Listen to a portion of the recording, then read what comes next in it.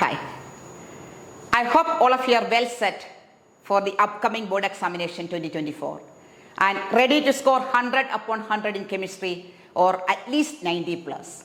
If you're ready, let us continue our PYQ revision. I have selected solutions as the first revision session because many students say that it is very difficult for them to tackle the application level questions from solutions like numericals as well as theory. So we are going to do few more questions from solutions in today's session. Okay, let's go ahead. Hi, I am Prasanna and welcome to my platform ChemSmart. Let's see what are the questions that I have brought for you today from this solutions chapter. First one is a numerical. Calculate the freezing point of a solution containing 60 gram of glucose, molar mass 180 grams per mole in 250 gram of water. Kf is given to you. And you can see here it is related to freezing point depression. You have to calculate the freezing point. Freezing point is Tf, you know that. So to calculate Tf, you have to subtract delta Tf from T0F. T0F is the freezing point of pure solvent. From that you have to subtract delta Tf. So basically you have to calculate delta Tf first. And what is delta Tf? Delta Tf is equal to I into Kf into M, right? Here glucose is the solute. You know it is a normal solute. No dissociation, no association. So I value will be 1. So it is equal to 1 into Kf. Kf is 1.86. Into, you know this M is W2 by mm2 into 1000 by W1.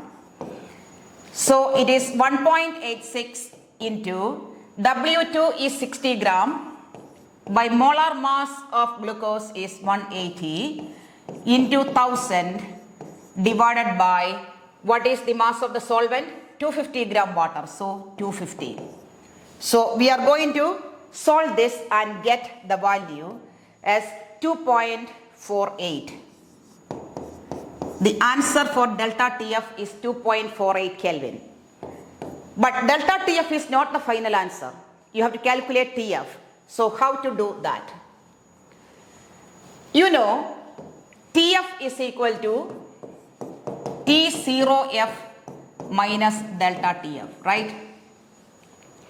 T0F here, water is the solvent, so T0F will be 0 degree centigrade, which is 273.15 Kelvin, minus, what is delta Tf? It is 2.48 Kelvin. So you will be getting 270.67 Kelvin.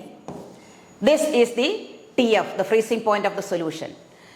Alternatively, if you want to get Tf in degree centigrade, if required, then this Tf will be T0F. In that case, you will take it as 0 degree centigrade minus then 2.48. So you will be getting minus 2.48 degree centigrade. If you want it in degree centigrade. Sometimes the Kf value they will express in instead of Kelvin, they will express it in degree centigrade. Then you can express it in degree centigrade. Doesn't matter. Okay? I hope this question is very, very clear with this solution. Now, next question. It's a give reason one. There are 3 sections in this and it is a 3-mark curve. What is the first question? Cooking is faster in pressure cooker than in a cooking pan. You know, cooking pan is open, but pressure cooker is closed with a lid. And when steam starts coming out of the vent, you close it with the weight. That means you are not allowing steam to escape. What is the net result? The pressure inside the pressure cooker is, that's why it's called pressure cooker, right? So pressure inside the cooker increases. When pressure increases, boiling point of water increases. Boiling point of water increases means you have to supply more and more heat to reach that increased boiling point of water. So automatically when more heat is supplied, the cooking time or time taken for cooking will be lesser. Understand? So this is how cooking becomes faster in a pressure cooker. Hope it is clear. Now second part, RBCs shrink when placed in saline water but swell in distilled water. Let's see. You know what is the concentration of sodium chloride inside RBC.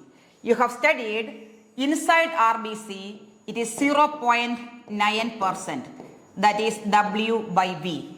That is the concentration of NaCl, saline concentration inside RBC. You are going to put this in saline solution or saline water. So if it is saline water, definitely its concentration normally will be greater than this. Okay, so outside saline solution will be hypertonic, means concentration is more than this, whereas this will be hypotonic with respect to saline solution. So what will happen? From hypotonic, water will flow to hypertonic area. That is, from dilute solution where the solvent is more, solvent will pass through the cell membrane, which is SPM, to hypertonic area. So water flows out of the RBC. What is the result? RBC will shrink. Clear? But if you put this RBC in distilled water, what will happen?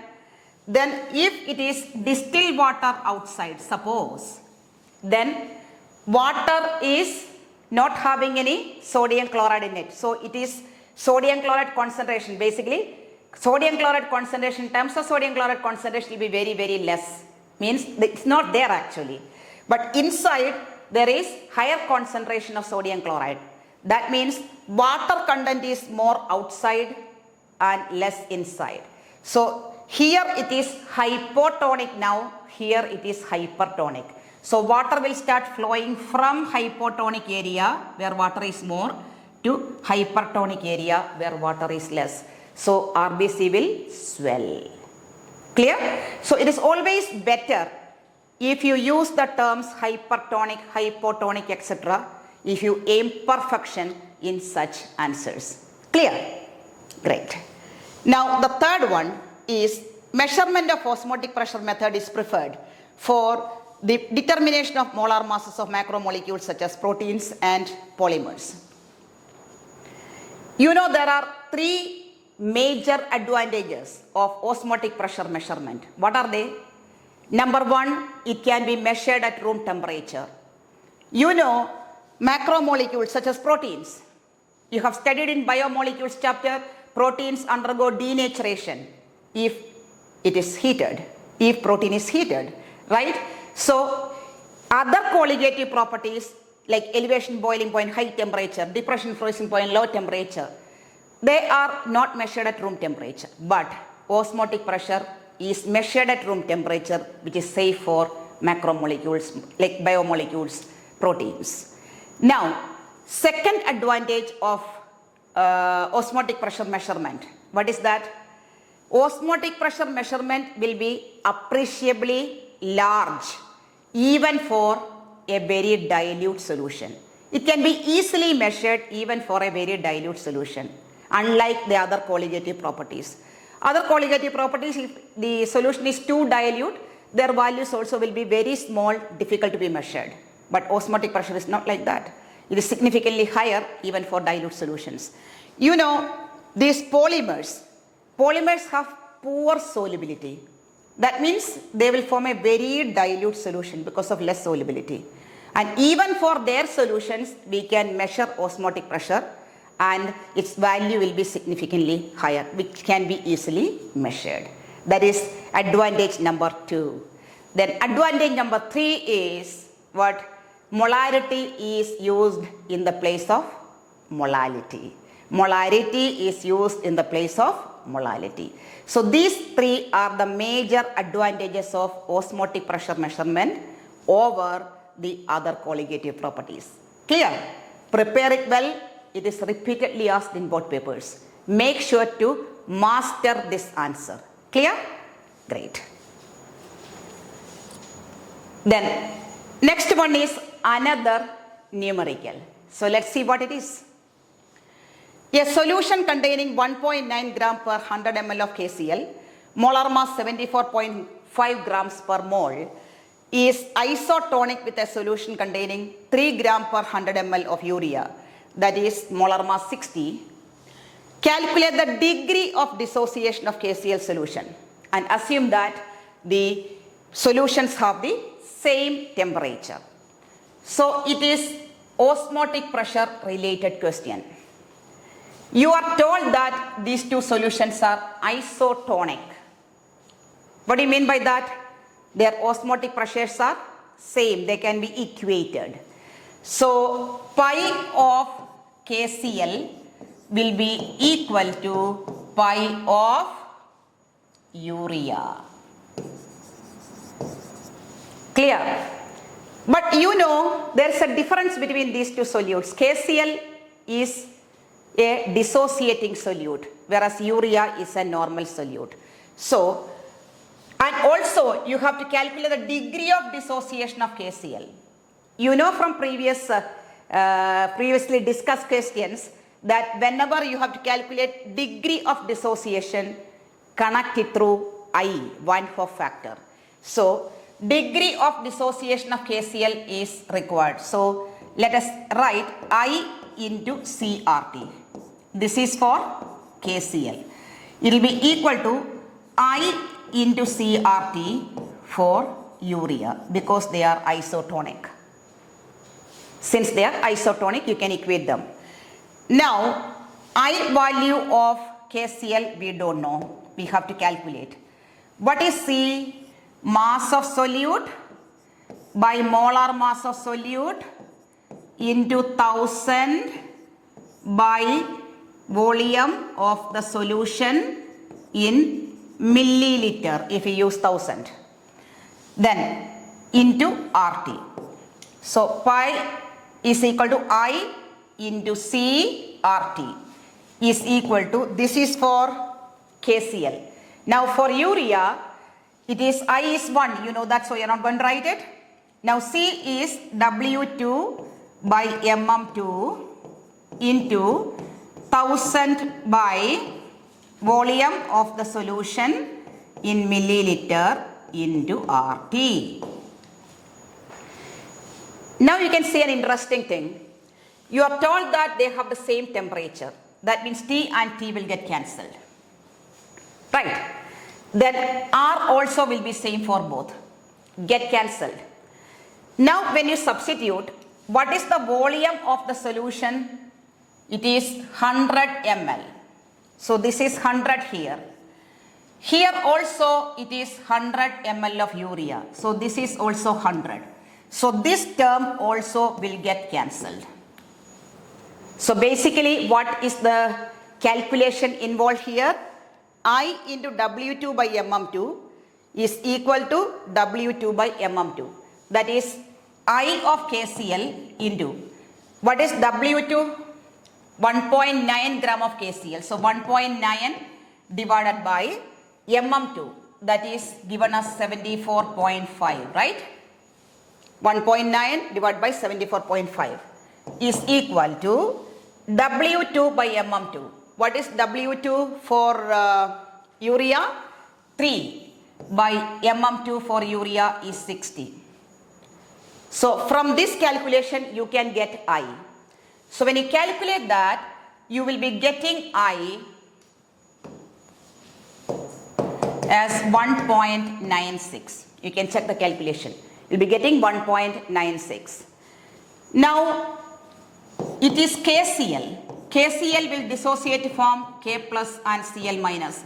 Number of particles after dissociation is 2. So you are going to calculate the degree of dissociation of KCl here. For dissociation, alpha is equal to I minus 1 by N minus 1. I is 1.96 minus 1 divided by N is 2 minus 1. So you are getting 0.96. So alpha is 0.96. And if you want alpha percentage, 0.96 into 100, you will be getting 96%. Clear? Just practice.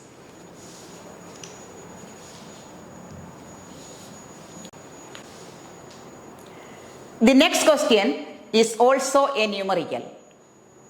And it is a bit tricky. It's for 3 marks, so a bit lengthy as well. A similar question is there in your exercise, chapter solutions. Okay?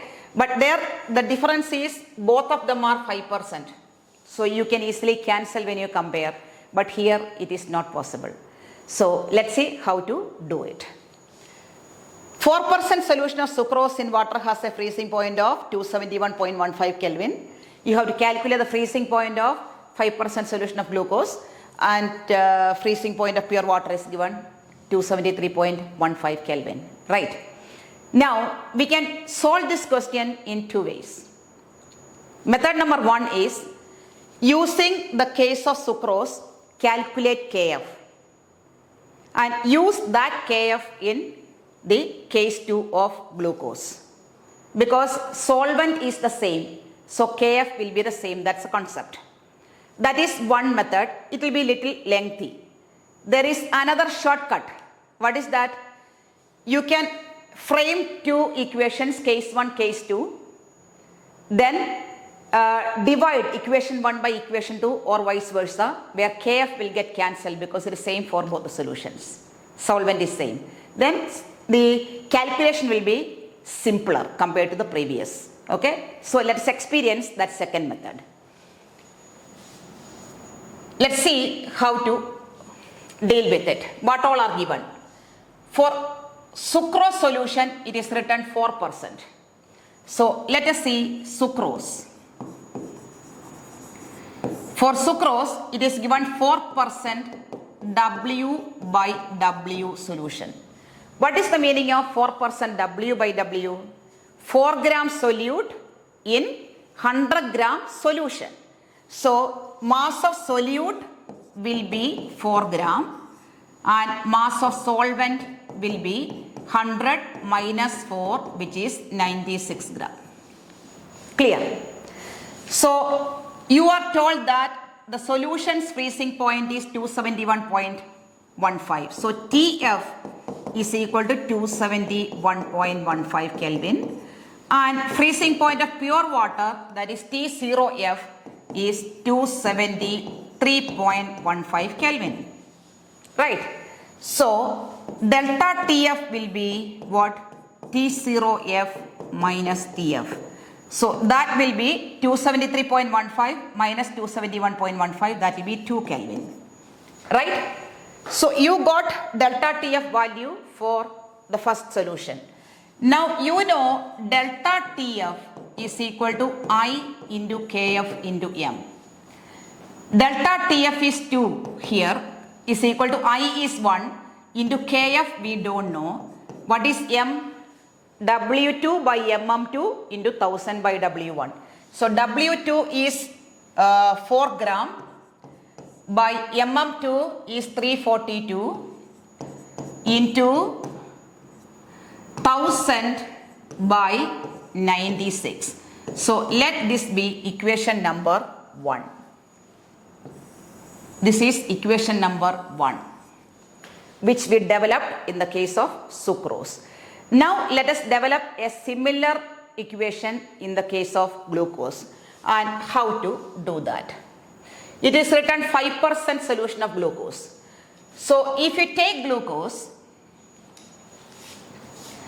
in the case of glucose, then again delta TF we don't know, is equal to I is 1 normal solute, then Kf into 5% glucose means 5 gram solute in 100 gram solution.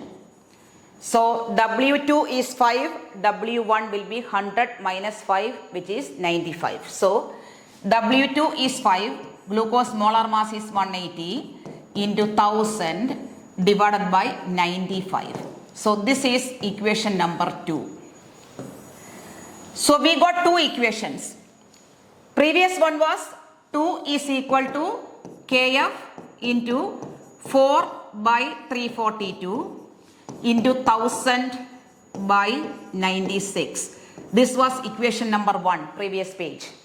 So, when you divide 2 by 1 or 1 by 2, whatever, then you will be getting value of delta TF.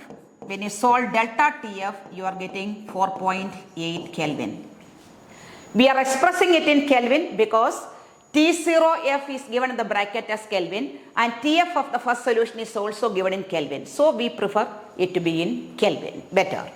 And that is not better, it has to be like that in this case, okay? So then what is TF? T0F minus delta TF. So that is 273.15 minus 4.8 Kelvin. So you are getting 268.35 Kelvin. So this is the freezing point of 5% glucose solution given in the question. I hope this is clear. You should spend some time, some quality time for practicing these types of questions. These are commonly asked in board papers where students might find it a bit difficult. So if you don't want that to happen for you, make sure to practice. Clear? So I hope that all the questions with their solutions, what we discussed today, are crystal clear to you. Now there will be 2 more sessions from solutions chapter. After that we'll be going to the next one. And keep watching and see you in for the next session. And as I always tell you, please make sure to like, subscribe and comment in my channel and make sure to watch regularly. Okay? Bye. See you in for the next session. Bye.